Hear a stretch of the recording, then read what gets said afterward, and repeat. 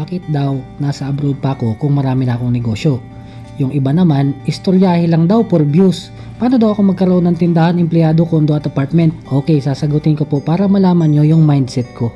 Sabi ko nga po, 2016 nag-umpisa kami ng tindahan hanggang sa lumaki na siya. Noong 2018 may empleyado na kami ng isa hanggang nadagdagan na nga na naging 2. Ulitin ko po, lahat po ng perang sobra ipinapasok namin sa tindahan, sa negosyo.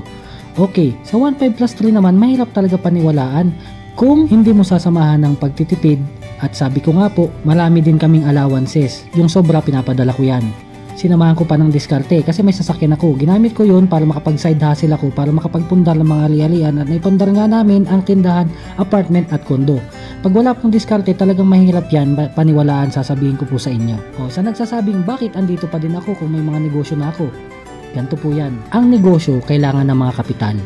Hindi lalago ang negosyo kung walang kapital. Nag-aaral ng 2 kong anak, so basically lahat ng kikitain ng mga negosyo ko mapupunta sa mga gastusin sa bahay. It means, pwedeng mawala yung lahat ng ipundar ko pag nagkaganon. So basically, andito pa rin po ako sa Saudi nagtatrabaho dahil sa tinatawag na capital accumulation. Ito kasing trabaho ko ay magbibigay pa rin sa akin ng kapital sa negosyo ko and also para mapalago ko pa yung mga negosyong ginagawa ko. So, may balak pa rin ako magpatayo ng mga bagong apartments.